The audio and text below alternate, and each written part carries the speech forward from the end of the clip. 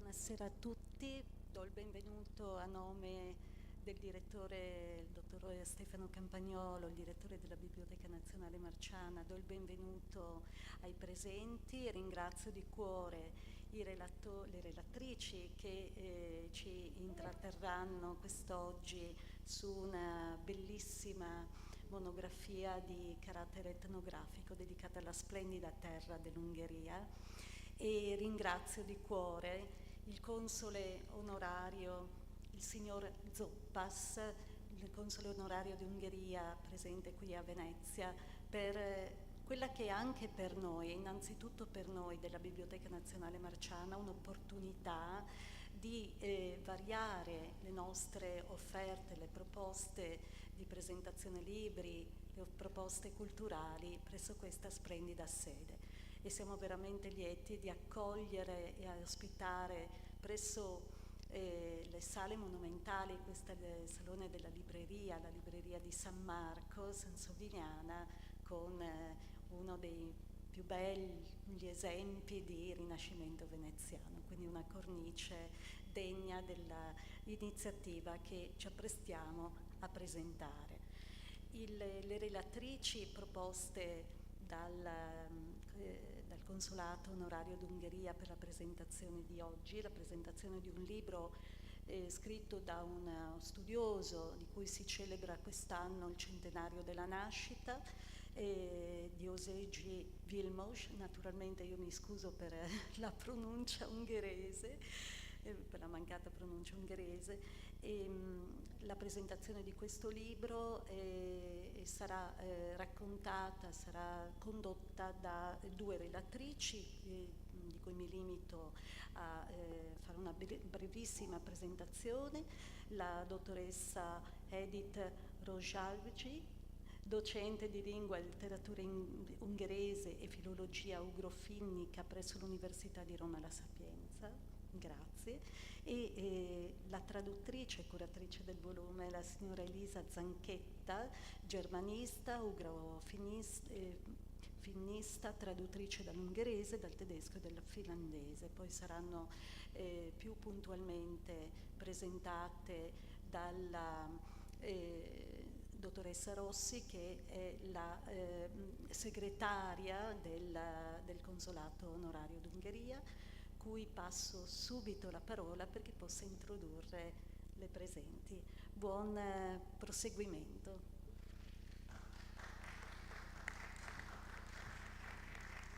Buonasera, ringrazio la dottoressa Venturelli e innanzitutto ringrazio anche il direttore della Biblioteca Nazionale Marciana perché hanno favorevolmente accolto la proposta di ospitare la presentazione di questo interessante libro in questa splendida sede. Per noi è veramente un grande onore.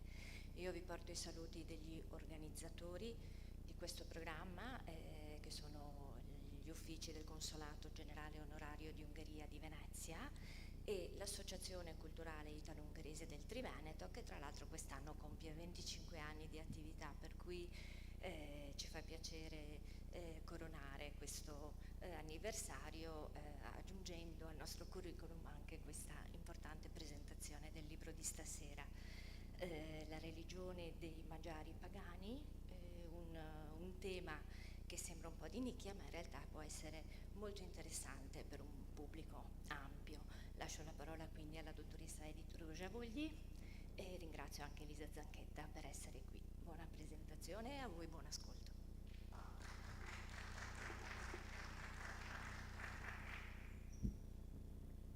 Mi sentite? Sì, ok. Allora, Vilmos Diószegi inizia la sua introduzione al libro La religione dei Magyari pagani dicendo: quando capita tra le mani un libro dal titolo A pogány magyarok hitvilága, la religione dei Magyari pagani, sorge spontanea la domanda se sia comunque possibile ricostruire l'insieme di queste concezioni risalenti a oltre 1000 anni or sono. Vorrei riallacciarmi a questo pensiero e dare un'idea quanti, o meglio, quanto scarsi e disparati siano i punti fermi su cui basarsi quando si tenta di ricostruire la storia antica degli ungheresi, e tutto ciò ci può anche far capire quale compito arduo abbia intrapreso l'etnografo ungherese nel voler ricostruire il patrimonio religioso dei magiari pagani. Lascerò invece poi la parola a Elisa, lascerò parlare Elisa dei particolari della ricostruzione minuziosa da parte di Dioseghi della visione del mondo dei magiari pagani. Il problema tragico è rappresentato dal fatto che mancano le fonti primarie, ovviamente. Fonti primarie che ci possano informare sulla storia antica dei magiari.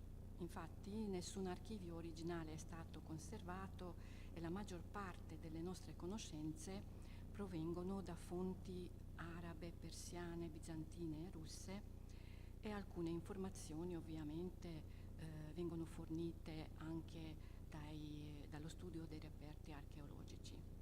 Se consideriamo soltanto la datazione delle attestazioni linguistiche più antiche, quindi le prime testimonianze dell'ungherese, che poi rappresenta anche le prime attestazioni in qualsiasi lingua uralica o ugrofinnica, e la confrontiamo con la situazione delle lingue indoeuropee, troviamo una differenza abissale.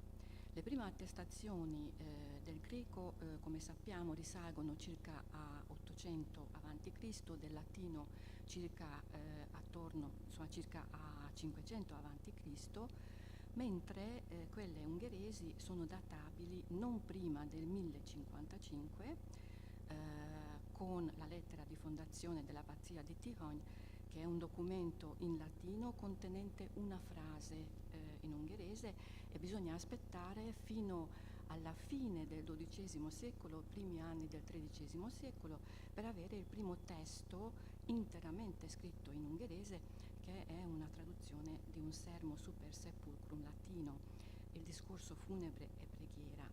Quindi vediamo che c'è una differenza di 2000 anni tra le prime attestazioni linguistiche indoeuropee, greche e latine da una parte e quelle ugrofiniche ungheresi dall'altra.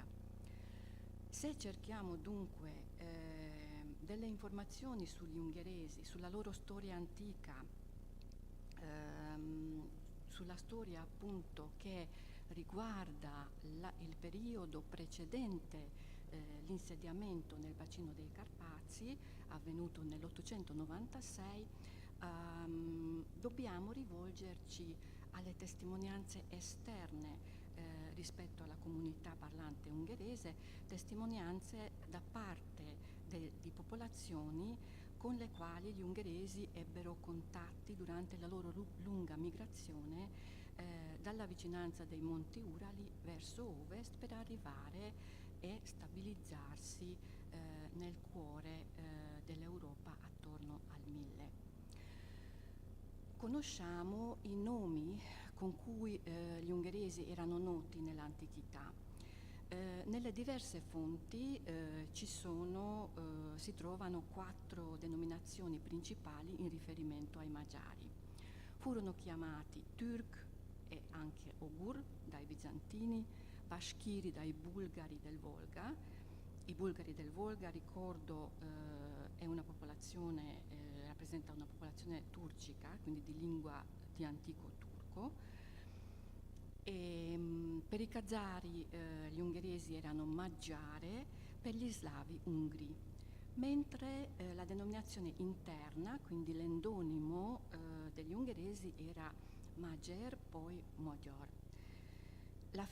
È la forma bizantina Ogur che dà origine alla denominazione esterna, quindi all'esonimo degli ungheresi, passando per mediazione slava per arrivare al nome europeo odierno nelle varie lingue ungherese, Hungarian, Hongrois, eccetera, Ungarn. Questa forma Ogur deriva dal nome delle tribù protobulgari di lingua turcica, Onogur, che significa 10 ugri, nel senso di 10 tribù. On significa 10, ogur probabilmente freccia, quindi il significato originale è 10 frecce, che sembra adatto a una confederazione federale, quale fu appunto quella degli onoguri. Tutto questo lo sappiamo dallo storico bizantino Prisco, vissuto nel V secolo, che narra appunto dello spostamento di alcuni popoli della steppa da est verso ovest, e tra questi popoli menziona appunto gli onoguri. Ma vediamo come si possono definire i limiti temporali e i fatti salienti della storia antica degli ungheresi. La presenza degli ungheresi nel periodo della nascita della lingua ungherese autonoma, il proto-ungherese, che risale attorno al V secolo a.C., viene collocata nella regione tra i fiumi Volga, Kama e Ob, nella Siberia occidentale, perché i parlanti delle due lingue geneticamente più affini all'ungherese, cioè i parlanti del Khanty e del Mansi, vivono in Siberia occidentale. Il problema è che non abbiamo altri dati cronologici fino alla prima metà del X secolo, quindi tra il 500 a.C.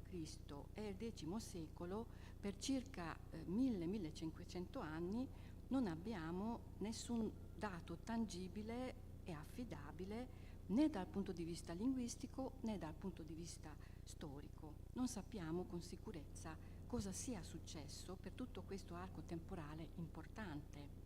Ovviamente ci sono state diverse proposte da parte di diversi studiosi. Il percorso dei Magiari viene di norma stabilito in base ai prestiti lessicali. Perché? Perché la lingua trattiene le tracce dei contatti dei suoi parlanti. Quindi i prestiti nell'ungherese parlano, per così dire, di contatti prolungati con popoli iraniani, turcici, di antichi turchi e slavi. È proprio tramite questi prestiti lessicali più antichi, di prima dell'epoca delle migrazioni, che si definisce appunto che i Magiari, distaccati dai parenti ugrici, si spostarono nella regione meridionale dei Monti Urali attorno al V secolo a.C. Sul versante meridionale degli Urali ebbe luogo un cambiamento importante nello stile di vita degli ungheresi. A quel tempo gli ungheresi erano già allevatori di bestiame e dediti all'agricoltura quando entrarono in contatto con i popoli nomadi della steppa europea. Quindi dobbiamo vedere chi abitava le steppe dell'Europa orientale nell'ultimo millennio prima dell'era cristiana. Nell'area a nord del Mar Nero, tra l'800 e il 300 a.C., quando gli ungheresi si affacciano a questa regione, troviamo dei nomadi conosciuti come Sciti, che è una popolazione iranica, quindi indoeuropea, menzionata nelle antiche fonti greche. Intorno al 300 a.C. L'impero sciita cessò di esistere e gli subentrò un altro popolo iraniano, i Sarmati. Gli ungheresi, con ogni probabilità, passarono a uno stile di vita seminomade di questo periodo, e i primi prestiti lessicali sono infatti di origine iraniana nell'ungherese. Poi facciamo un salto importante nel tempo e arriviamo al 375 d.C., quando sopravvennero enormi cambiamenti nella steppa eurasiatica. Un nuovo popolo appare, che fu presto conosciuto in Europa con i nomi di Unni. Gli ungheresi sicuramente entrarono in contatto con gli Unni, ma questo rapporto non poteva essere molto stretto, perché gli Unni presto si stabilirono nel bacino dei Carpazi e li ritroviamo nei campi di battaglia europei. L'egemonia unna dura pochissimo, circa 80 anni, perché Attila, il capo degli Unni, muore nel 453 e dopo la sua morte praticamente l'impero andò a pezzi. Tuttavia la leggenda di Attila rimase viva e tutti i sovrani delle steppe da questo momento in poi si consideravano Attila come loro antenato. Ma per noi è importante comunque menzionare gli Unni, perché Attila occupò le stesse terre della Pannonia che 500 anni più tardi diventerà la dimora definitiva degli ungheresi, e questo fatto, insieme a tratti comuni che caratterizzavano per gli europei sia gli Unni che i Magiari, come per esempio lo stesso stile di combattimento, lo stesso stile di vita, la stessa apparenza e anche le loro denominazioni, i nomi latini sono simili e quindi interscambiabili facilmente, Hunus e Hungarus, quindi tutti questi elementi fecero sì che dal X secolo in poi si diffuse l'idea in Europa che gli ungheresi e gli Unni fossero lo stesso popolo, o perlomeno fossero parenti, nel senso che gli ungheresi come eredi degli Unni praticamente sarebbero ritornati nel bacino dei Carpazi per occupare la loro eredità. E i sovrani ungheresi abbracciavano quest'idea. Ci fu anche una motivazione politica importante dietro questa cosa, perché in questo modo i sovrani dimostravano il diritto storico di possedere il territorio dell'ex Pannonia e legittimavano il loro potere in Europa. Basti pensare al culto di Attila alla corte umanistica del re Mattia Corvino nel 400-1400, che era un fenomeno emblematico della parentela unno-magiara. E quest'idea della parentela unno-magiara dura molto a lungo nell'ambiente scientifico, addirittura fino nella storiografia ufficiale in Ungheria fino alla metà del XIX secolo, e a livello dei dilettanti anche oggi diciamo se ne parla. Tornando alla nostra storia, i Magiari passarono al nomadismo, sappiamo che passarono al nomadismo nei secoli V-VI d.C.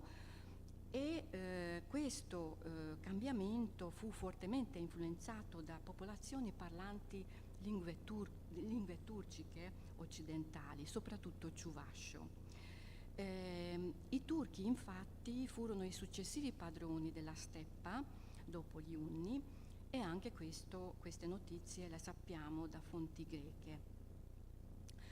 Gli ungheresi svilupparono un rapporto molto stretto con i popoli turcici della steppa europea, e questa relazione iniziò fin dal V secolo. Sappiamo per esempio che gli ungheresi furono perfino chiamati Türk, come vi dicevo prima, che significa appunto turco, in alcune fonti contemporanee.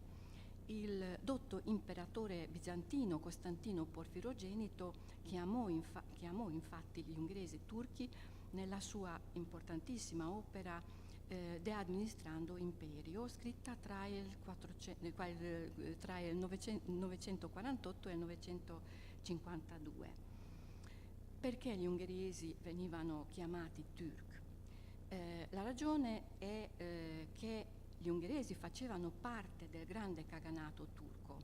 I bizantini infatti erano interessati principalmente allo stile di vita e del mestiere della guerra, quindi classificavano i popoli secondo questi criteri e non in base a criteri etnici o linguistici. A quel tempo, quindi, almeno dal punto di vista di Bisanzio, gli ungheresi vivevano alla maniera turca, combattevano alla maniera turca, ma se fossero stati davvero turchi si sarebbero chiamati turchi, mentre sappiamo che la denominazione endogena, la denominazione interna degli ungheresi era sempre stata Magyar, o insomma una variante di questa pronuncia, e questa è una denominazione molto antica che viene mantenuta sempre dagli ungheresi. Però ci sono tantissimi prestiti lessicali nella lingua ungherese e il loro numero ammonta circa a 370 parole, che è appunto un numero consistente. Questi termini potrebbero essere di tipo bulgaro, turco, ciuvascio, bulgaro-volgaico, oppure derivanti da una delle lingue ogure, oppure ancora kazaro.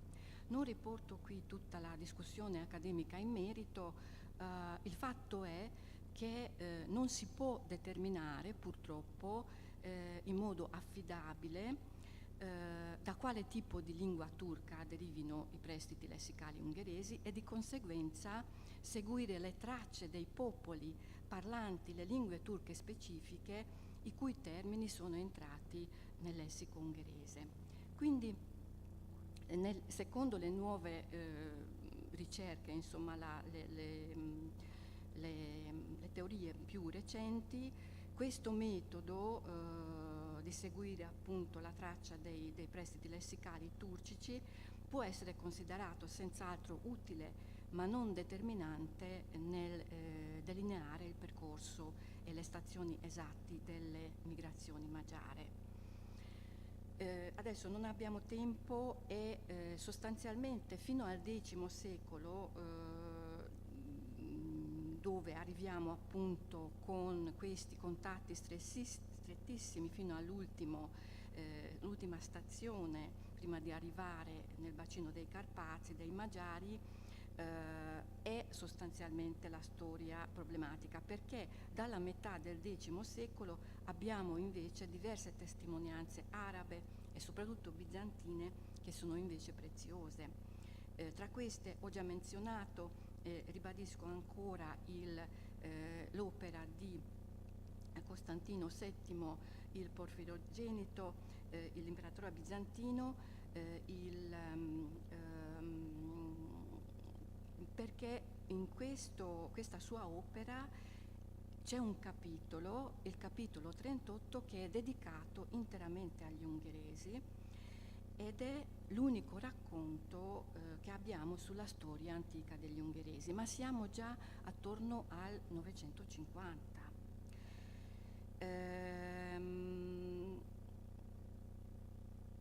Allora, questo documento ci presenta già una società ungherese organizzata e appunto poi la storia del IX e X secoli è già ricostruibile in base appunto a fonti sempre esterne ma affidabili e sempre più numerose, e su cui adesso non ho il tempo di soffermarmi ovviamente, ma vorrei comunque fare un ragionamento su cosa penso che dobbiamo evidenziare per quanto riguarda l'antica storia degli ungheresi.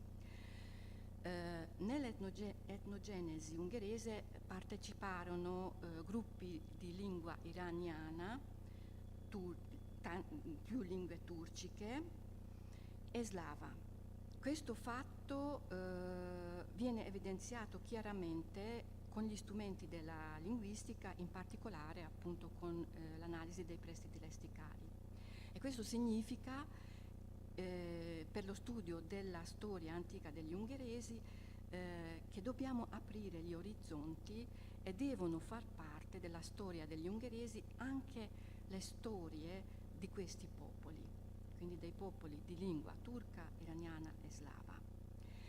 E infine, forse la questione più interessante e stimolante della storia ungherese, almeno per me, perché e come il popolo ungherese, questo piccolo popolo, perché numericamente si tratta in realtà di una tribù poco numerosa, è riuscito a sopravvivere per 1000-1500 anni nelle steppe, prima nel mare dei popoli iraniani e poi in quello dei turchi. Come è riuscito a preservare la sua identità etnica e linguistica perché la storia non l'ha spazzato via come tanti altri popoli, in molti casi molto più grandi degli ungheresi, se pensiamo solo agli Unni. Come sempre, quando parliamo di eventi storici, diversi fattori sono in gioco. In questo momento ne evidenzierei 4. Il primo è che nei secoli precedenti la conquista del bacino dei Carpazi, la struttura socio-economica della maggiorità mostra un'interessante dualità. All'interno di un unico popolo convivevano comunità nelle zone rurali, forestali e vicino ai corsi d'acqua, dedicate alla coltura con gruppi nomadi che combattevano nella steppa. La coesistenza dei due tipi di economia fece sì che i vantaggi dei due fossero combinati, avvantaggiando tutto il popolo. Se i nomadi venivano sconfitti nella steppa, la loro gente che viveva nella foresta li accoglieva, li proteggeva, li rinforzava. D'altra parte, se i nomadi vincevano nella steppa, anche gli abitanti della foresta ottenevano parte del bottino. Il secondo elemento è rappresentato dal fatto che gli ungheresi hanno sempre accolto gli stranieri durante le loro migrazioni, come abbiamo visto, sciti, sarmati, non ho specificato, alani, vari popoli turcici, appunto slavi orientali, e a causa di questa varietà etnica sono diventati sicuramente più forti e più ricchi. Il terzo fattore nasce dalle caratteristiche della popolazione dei bacini dei Carpazi. Al momento dell'arrivo degli ungheresi nella regione geografica del bacino dei Carpazi, qui in questa regione vivevano resti degli avari e slavi. Gli avari, che erano sulla strada di essere slavizzati, vedevano gli ungheresi come loro liberatori e parenti, in memoria di storie antiche delle steppe, appunto, anche qui. Quindi si schierarono con gli ungheresi nelle battaglie della conquista del territorio dell'ex Pannonia.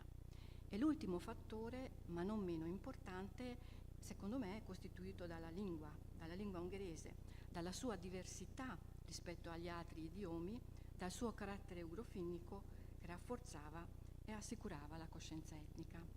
Grazie, passo la parola a Elisa.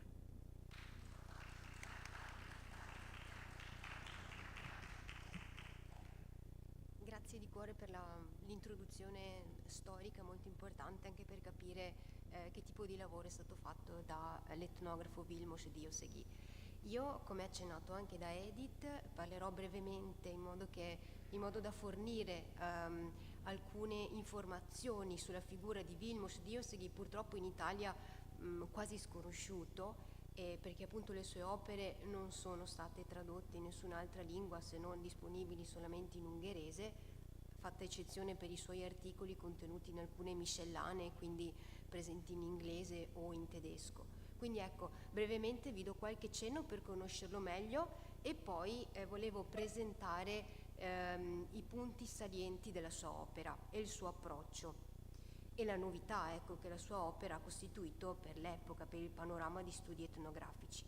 Allora, Vilmos Diószegi fu un etnologo ungherese, un orientalista. Lui infatti aveva fin da piccolo una grande passione, una grandissima curiosità per le lingue. Pensate che fin da quando frequentava le scuole primarie studiava turco e giapponese da autodidatta, quindi un vero e proprio portento e una grande predisposizione per le lingue. Dopo, in seguito agli studi universitari, ebbe modo di poter mettere proprio alla prova le sue conoscenze acquisite durante il periodo universitario e fece 3 grandi spedizioni etnografiche che lo portarono in Turchia, in Siberia e in Mongolia, soprattutto in Siberia, dove ritornò per ben 3 volte. Diciamo che lui si dedicò talmente tanto al lavoro, sacrificando anche la propria salute. Infatti Diószegi morì a 49 anni, quindi se avesse potuto vivere un po' di più magari avrebbe dato dei contributi ancora superiori rispetto a quello che già tanto lui ha fornito. Quest'opera, Pogany Magyarok Hitvilága, che è stata appunto pubblicata con il titolo Religione dei Magyari Pagani, letteralmente il titolo significa il patrimonio delle credenze dei Magyari Pagani, quindi un titolo molto più profondo, ecco, rispetto a quello che in verità abbiamo adottato anche per necessità editoriali, insomma. Allora, la sua opera prende avvio dall'analisi del cosiddetto sciamanesimo ungherese. Nel corso del 1700-1800, proprio interrogandosi sulle origini del popolo ungherese, ci si era avvicinati al concetto di sciamanesimo applicato anche all'ambiente ungherese. Però fino ad allora si prendeva questo sciamanesimo ungherese come un dato di fatto, un vero e proprio sillogismo teorico, ovvero gli ungheresi sono ugrofinni, sono stati in contatto con popolazioni turciche e poiché sia le popolazioni turciche sia gli ugrofinni conoscono lo sciamanesimo, anche gli ungheresi hanno fatto proprio questi tratti. Fu solamente agli inizi del 1900 che ebbe inizio la ricerca di tipo comparato anche applicata allo sciamanesimo. E Diószegi cosa fa nella sua opera? Per prima cosa, nell'introduzione, lui specifica che tipo di materiale utilizzerà per la sua disamina, ovvero dove possono essere rintracciate queste sopravvivenze dello sciamanesimo ungherese nella cultura ungherese a lui contemporanea, quindi stiamo parlando degli anni 60. Allora lui ci dice questi frammenti possono essere ritrovati nelle fiabe, nelle leggende, nel folklore, nell'arte popolare. Questi crogioli di sopravvivenze sciamaniche, se considerate con un approccio superficiale, possono non balzare all'occhio. Però ad uno specialista, una persona, uno studioso come lui che ha condotto ricerca all'estero tra gli sciamani, individuare questi paralleli, questi tratti di continuità può essere facile. Ed è quello che lui ci presenta nella sua opera. Lui procede presentando il materiale ungherese, che sono racconti, fiabe, testimonianze di processi ai cosiddetti Taltosok, che adesso avremo modo di vedere nel dettaglio, narrazioni raccolte dalla voce del popolo, e in questo tipo di materiale di partenza lui lo confronta con la tradizione dei popoli limitrofi, ma molte volte non si riscontrano degli equivalenti al materiale etnografico ungherese, perciò lui li confronta con materiale ugrofinnico o siberiano per ritrovare dei paralleli. Quali sono questi tratti che i magiari hanno portato con sé nel bacino dei Carpazi, questi tratti sciamanici? Allora lui li divide in due gruppi che corrispondono un po' ai due macro capitoli del libro, ovvero quello che riguarda l'animismo, ovvero il concetto di anima, e lo sciamanesimo vero e proprio, quindi la figura dello sciamano. Per quanto riguarda l'animismo, io vi presento ovviamente solo per sommi capi, altrimenti staremmo qui all'infinito, perché è veramente un'opera da sviscerare nel dettaglio. Per quanto riguarda l'animismo, lui ci dice gli ungheresi, come i popoli a credenza sciamanica, e in particolare gli ugrofinni, conoscono il concetto di anima duplice. Infatti anche in ambito magiaro troviamo l'anima viva, che in ungherese, visto che siamo, insomma, usiamo anche i termini originali, prende il nome di lélekzet lélek, letteralmente anima respiro, quindi è l'anima che lascia il corpo nel momento in cui una persona muore, quindi identificata proprio con la respirazione, quindi anima viva e anima d'ombra, árnyék lélek, proprio anima ombra. che è invece l'anima che si stacca dal corpo in particolari frangenti, che può essere in stato di trance o camlenie nel caso dello sciamano, oppure durante il sonno profondo, e assumendo sembianze di insetto o in generale sembianze ornitomorfe o in generale sembianze animali, conduce per un po' un'esistenza indipendente. Quindi ecco, vediamo che attraverso il confronto tra la tradizione ungherese e le credenze sciamaniche troviamo che questo tratto dell'anima duplice o della pluralità dell'anima si ritrova anche in ambito ungherese. Per quanto riguarda invece lo sciamano vero e proprio, ed è quello, diciamo, l'80% del libro si dedica proprio a questo argomento, alla concezione sciamanica del mondo e alla figura dello sciamano, adesso entreremo più nel dettaglio. Allora, prima di parlare dello sciamano ungherese, chiamato in ungherese Taltos, è importante menzionare la concezione del cosmo degli antichi magiari, perché anche presso gli ungheresi troviamo la tripartizione del cosmo. Il cosmo quindi era suddiviso in mondo superiore o Felsővilág, mondo intermedio, Középsővilág, e mondo inferiore, Alsóvilág.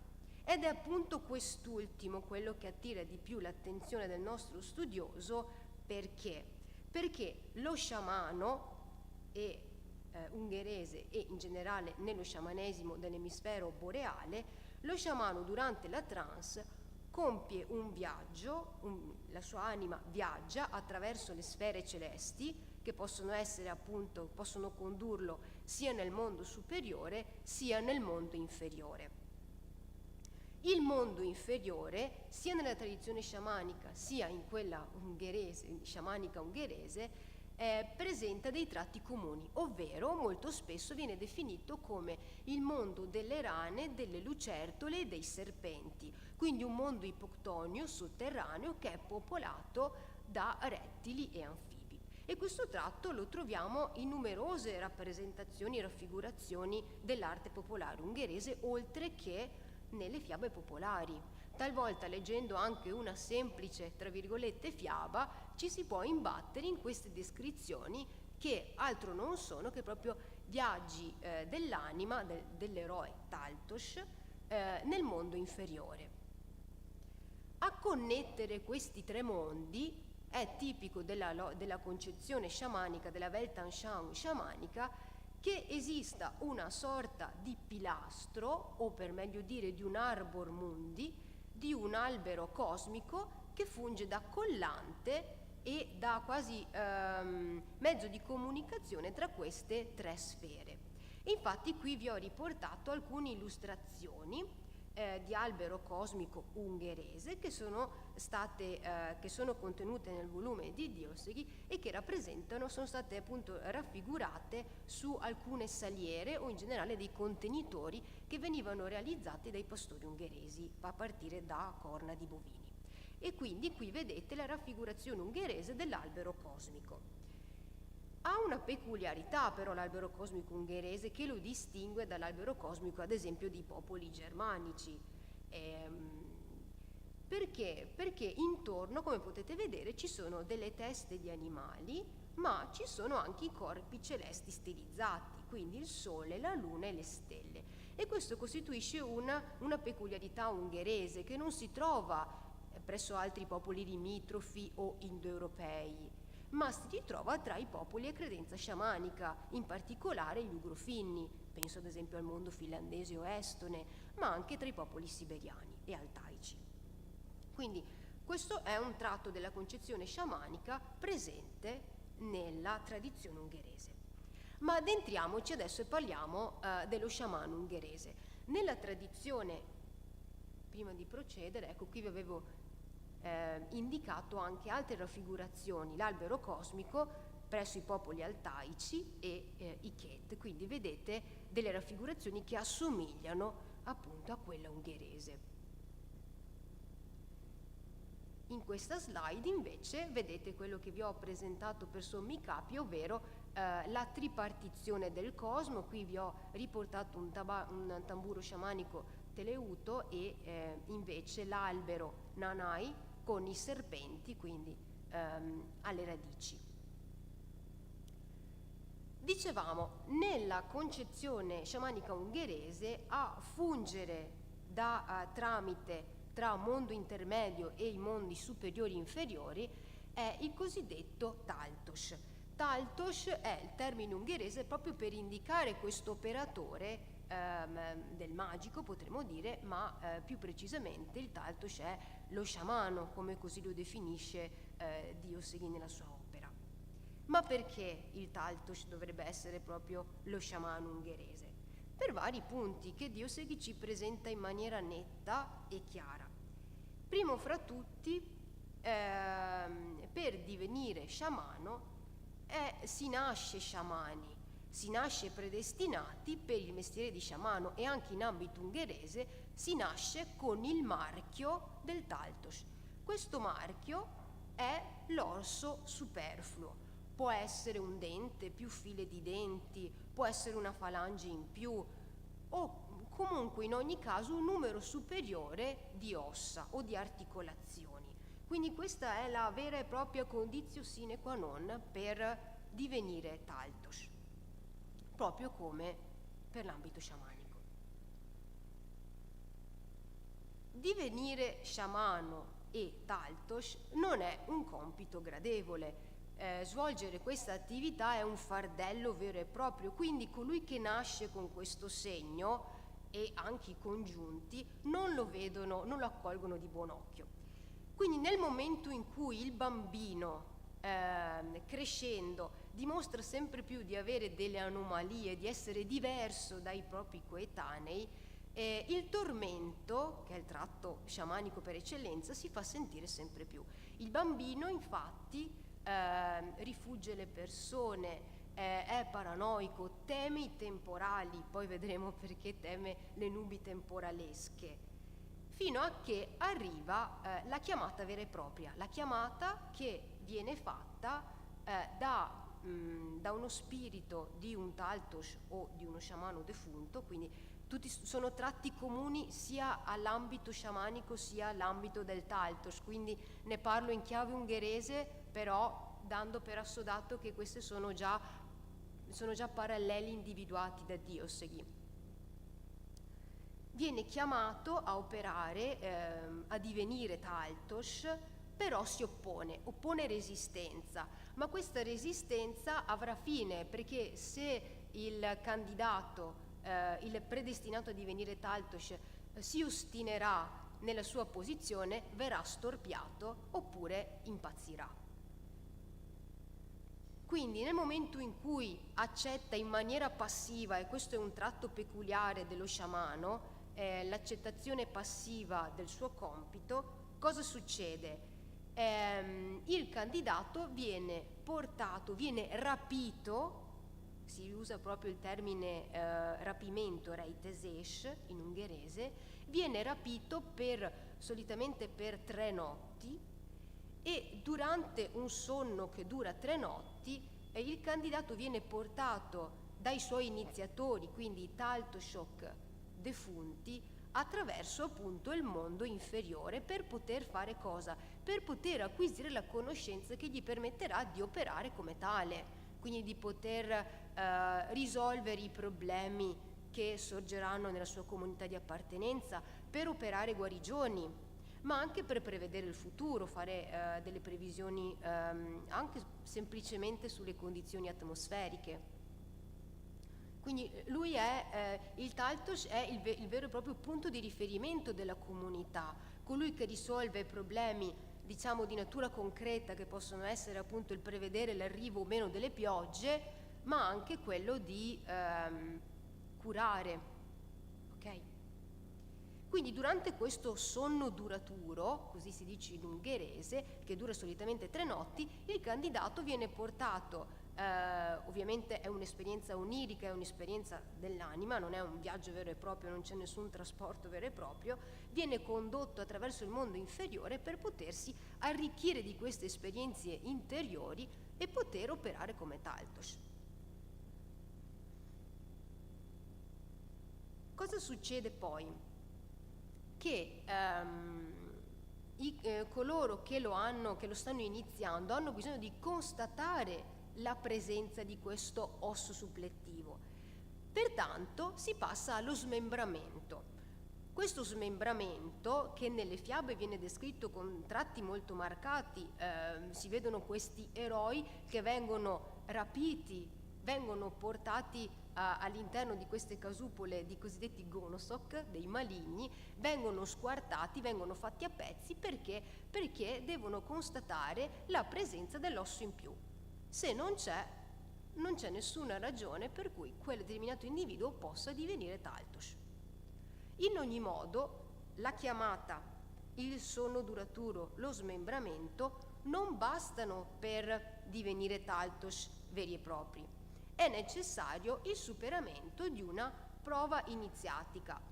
In che cosa consiste questa prova iniziatica? Consiste nella scalata di una betulla o in generale di una scala a pioli. Questo lo troviamo sempre sia in ambito ungherese sia in generale nella concezione sciamanica del mondo. Anche in ambito ungherese il predestinato Taltos deve scalare un albero o una scala e solamente se cadendo rimarrà illeso, allora sarà riconosciuto effettivamente come un Taltos a tutti gli effetti. Questo per quanto riguarda l'iniziazione dello sciamano, quindi vedete iniziazione dello sciamano ha un corrispettivo anche in ambito magiaro nella figura del Taltos. Ma i parallelismi non finiscono qui. Abbiamo detto l'osso superfluo, l'iniziazione e a essere comuni sono anche determinati tratti dell'armamentario del Taltos, ovvero il copricapo e il tamburo. Perché? Perché anche il Taltos ungherese disponeva di un copricapo che poteva essere fornito di corna oppure di piume. Qui ci sarebbe da dire parecchio, però ovviamente io vi cito solo i sommi capi. Però ecco, una cosa da notare, il fatto che Dioseghi soprattutto verso la fine della sua vita si dedicò a un'usanza popolare ungherese legata al giorno di Santa Lucia, perché dovete sapere che in Ungheria il culto di questa santa è arrivato in epoca molto tarda ed è andato a sovrapporsi a più arcaici culti della fertilità, quindi di propiziazione della fertilità. Quindi Santa Lucia ha acquisito dei tratti talvolta di strega o comunque maligni. E il giorno di Santa Lucia c'era la tradizione di portare durante la messa di mezzanotte il cosiddetto Luzza Sec, la seggiola di Santa Lucia, salendovi sopra chi osava fare ciò poteva vedere chi tra i presenti alla messa era una Bosorcagna, ovvero una strega. Perché? Perché avrebbe avuto in testa le corna. Quindi ecco, vedete, Dioseghi ha fatto sì ricerca lontano dalla sua patria, però ha usato tutti questi elementi per poter in qualche modo interpretare le proprie tradizioni. E questo mi ha sempre affascinato, spero affascini un po' anche voi. Quindi ecco, il copricapo abbiamo detto comune sia all'ambito sciamanico sia all'ambito del Taltos ungherese, copricapo con piume o copricapo con le corna. Il Taltos ungherese aveva anche lui un tamburo che veniva realizzato con un legno particolare, con il legno dell'albero sciamanico, che era l'albero su cui lui aveva compiuto la propria iniziazione e l'albero lungo il quale si arrampicava per poter fare previsioni o comunque per poter operare nella quotidianità per risolvere le crisi della propria comunità. Il tamburo è presente anche nelle fiabe popolari ungheresi, anche se in modo non molto palese. Perché? Perché nelle fiabe troviamo la figura del Taltos Lo, ovvero il cavallo Taltos. che è la cosiddetta cavalcatura del Taltos. Nelle fiabe troviamo l'eroe che compie la scalata dell'albero, giunto alla cima riesce, dopo essere entrato in servizio di una strega o del re, a ottenere questo cavallo magro, sciancato, mal ridotto, e solo dopo averlo lavato e strigliato, avendolo curato con il latte, avendolo nutrito con il latte, oppure avendogli dato da mangiare brace ardente, questo ronzino diventa un destriero dal manto dorato che riesce a portarlo a compiere proprio i viaggi tra una sfera celeste e l'altra. Perché vi dico questo? Perché il tamburo in ambito sciamanico è detto cavalcatura dello sciamano, e anche in ambito ungherese troviamo questo parallelo. Perché? Perché il cavallo Taltos viene in qualche modo curato con il latte e con il fuoco, e anche in ambito sciamanico il tamburo doveva essere in qualche modo resuscitato per poter essere operativo, altrimenti sarebbe stato del tutto inutile. E in che modo si procedeva alla vivificazione del tamburo? Si poteva fare in due modi, oppure potevano essere entrambi presenti, ovvero aspergendolo con il latte e soprattutto passandolo sopra il fuoco per far tendere la membrana in modo che il suono fosse più vivo, fosse più forte, per evocare gli spiriti. Quindi vedete che io sto andando solo per sommi capi, però tutto il procedimento logico seguito da Diosegui per dimostrare l'equivalenza tra Taltos Lo, quindi cavallo Taltos, e tamburo sciamanico è davvero affascinante e accurata. Detto questo, l'ultimo aspetto analizzato nel volume di Vilmos Diosegui è l'attività del Taltos. L'attività del Taltos ve l'ho già menzionata durante la nostra presentazione, consiste appunto nel cadere in estasi per poter risolvere una crisi della comunità. E più nello specifico, Diosegui non si limita a dire ok, il Taltos andava in estasi e lo stesso faceva lo sciamano, ma analizza altri due aspetti che consistono proprio nella disponibilità ad entrare in contatto con gli spiriti e nella presenza dello spirito all'interno del Taltos, ovvero lo sbadiglio e il calore. Perché? Perché sia in ambito sciamanico, sia nell'ambito del Taltos, o in generale anche di altre figure di sapienti che io non ho menzionato oggi, ma sappiate ecco che la figura del Taltos aveva altri corrispettivi in ambito magiaro, che potevano essere appunto quello del Garabonzias e del Tudos, ovvero del sapiente. E non solo maschile ma anche femminili. Troviamo anche Tudos Assonyok, quindi donne sapienti che operavano come guaritrici, curatrici. Quindi diciamo, il stato di estasi era individuato da che cosa? Innanzitutto dal Taltos, che attraverso lo sbadiglio dimostrava di essere disponibili per poter accogliere dentro di sé lo spirito aiutore, e la presenza al suo interno di questo spirito era testimoniata dall'aumento di temperatura corporea, ovvero dal calore. E proprio ci sono numerose testimonianze riportate da Diosegui in cui ci sono anche proprio le guaritrici, le donne sapienti, che dopo una serie di sbadigli cominciavano a sudare, a dimostrazione che appunto erano in qualche modo possedute da questo spirito aiutore che aiutava loro nella cura. Molto affascinante, e poi mi fermo qui, è invece la lotta, ovvero lo sciamano ungherese, il Taltos, per poter risolvere, trovare una soluzione a questo problema della comunità, conduceva una lotta con un Taltos nemico, e questa lotta non era in forma umana ma in forma di animale, solitamente in forma di toro, più di rado di stallone. E questa lotta era accompagnata da che cosa? Da bufere, vento di tempesta. E quindi ecco, per quello vi dicevo all'inizio che il bambino Taltosh teme le nubi temporalesche. Perché? Perché sa che il nemico viene dalle nubi, o in qualche modo che c'è questo scontro che ha un corrispettivo atmosferico che appunto incute paura.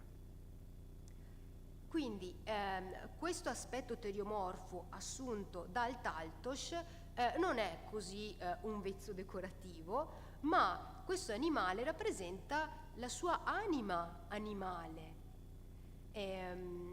come ben illustrato anche da Uno Harva, questo grandissimo etnografo finlandese, che ha dedicato appunto un'opera molto importante allo studio appunto dell'anima animale.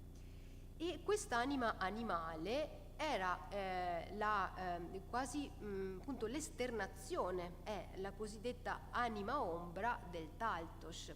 Perché dico questo? Perché appunto il Taltosh al termine di questa sua lotta con il Taltosh nemico risultava estremamente spossato. Perché? Perché il suo corpo rispecchiava i danni subiti, le ferite che aveva riportato la sua anima animale.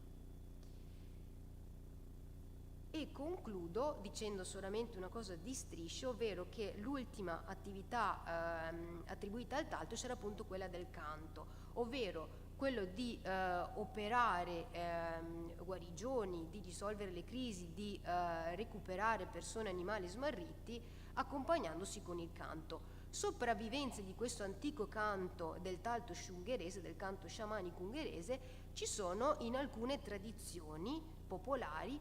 Due di queste sono il Villosés e il Regolés, due usanze popolari connesse, il Villosés con il termine del digiuno anteriore alla Pasqua e il Regolés che invece è un canto di propiziazione della fertilità che si concentrava soprattutto nel periodo natalizio. Ecco, con questa corsa io vi ho presentato per sommi capi tutti i temi toccati in questo libro, che ovviamente Vilmos presenta in maniera sublime. Io ovviamente ho fatto da tramite, cercando di aver dato almeno l'idea di quello che è l'importanza di questo suo lavoro.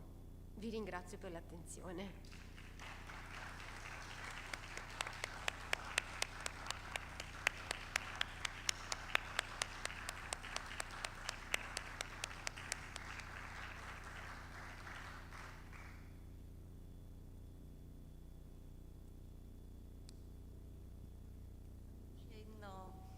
Alla dottoressa Rossi di avvicinarsi per concludere. Io naturalmente, ripeto, a nome dell'intera biblioteca ringrazio moltissimo le relatrici per questa interessantissima conferenza. Ringrazio anche per il dono del permesso di compiere nella tradizione folclorica magiara. E prima di passare la parola alla signora Rossi per la conclusione, vorrei naturalmente ricordarvi il prossimo appuntamento, sempre proposto appunto dal Consolato Onorario d'Ungheria di Venezia, e il 30 novembre sempre qui presso il Salone Sansoviniano della Biblioteca Nazionale Marciana, alla medesima ora, alle 16:30. Prego. Visto che cita questo prossimo appuntamento, verrà presentato il 30 novembre un libro di poesie in versione bilingue, ungherese e italiano, della poetessa Borshani Katinka, che tra l'altro è una nostra associata. Vorrei chiedere invece ad Elisa Zanchetta se vuole citare i prossimi appuntamenti, cioè questo libro viaggerà ancora, il libro di Dioseghi, nei prossimi giorni, sarà presentato in altre sedi. Allora, il prossimo appuntamento ce l'avremo già fissato, già pubblicizzato in Accademia d'Ungheria a Roma per il 30 novembre alle ore 18. Mi sembra il 25 sarà più probabile, ci sarà questa presentazione sempre di questo volume di Dioseghi Vilmos. E poi ecco, nel mio piccolo, nel mio paese, nel comune di Mussolente, provincia di Vicenza, terrò una presentazione di questo volume, ovviamente magari in edizione un po' più semplificata, però ecco per i miei compaesani, sperando che possano appassionarsi anche loro. Niente, direi di ringraziare Elisa Zanchetta per l'entusiasmo e la passione che mette nel suo lavoro e che sicuramente riesce a trasmettere anche al pubblico. Grazie a tutti e due.